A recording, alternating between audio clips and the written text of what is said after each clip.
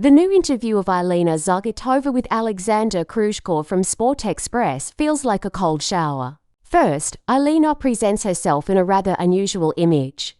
Something similar was seen during her conversation with Nadezhda Strelets, but this time it's the most restrained, reserved, and business-like message we've received from ALINA. She didn't even behave like this at the St. Petersburg International Economic Forum speech. It feels unfamiliar and creates dissonance, especially after her press conference at TASS. But there's a simple explanation. This interview was recorded earlier than the press conference held by ALINA and her team at TASS. The Sport Express interview had been taped even before the skaters' trip to Japan for the Fantasy on Ice show. It's best to start with something superficial. Alexander Kruzhkov initiated a discussion about the theme of Asshole, the rebel, drawing an expected parallel to ALINA herself, and asked a corresponding clarifying question.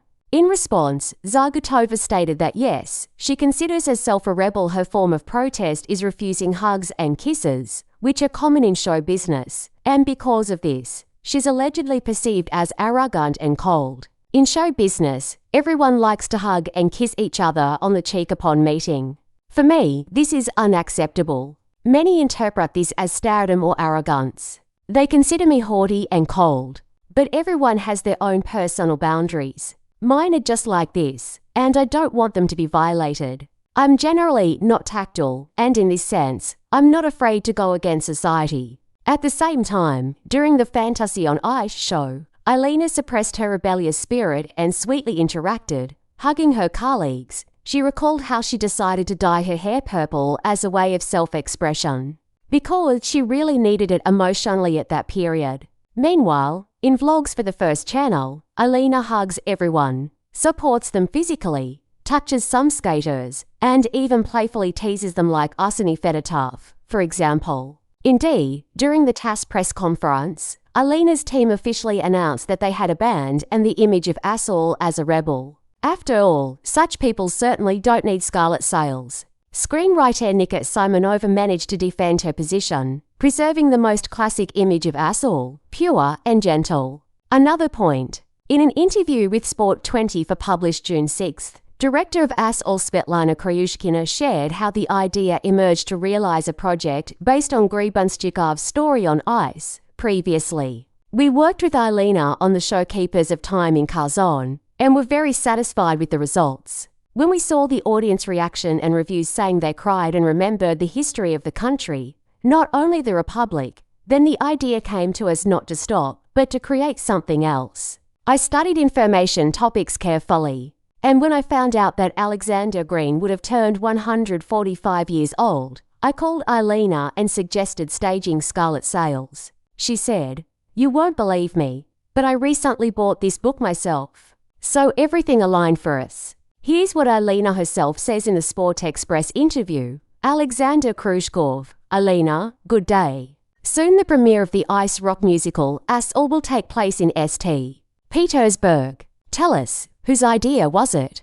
ALINA ZAGITOVA. Actually, the idea came to us already during the creation of Keepers of Time, my director Svetlana Kryushkina's idea.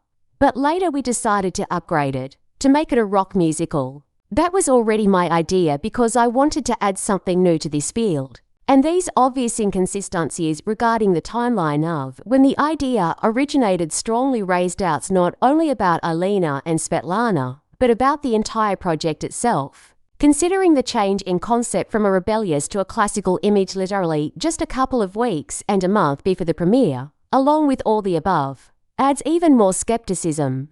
We clearly remember how back at the end of this winter Zagitova posted a social media update showing the book Scarlet Sails. Yet now she claims she doesn't enjoy reading and considers herself a visual person. Actually, there's nothing wrong with that today. One can absorb useful information without necessarily reading books. The question is, why did ALINA post an entire message about reading Scarlet Sails? Whatever the case may be, the goal of this interview to promote the Asshole show has been achieved.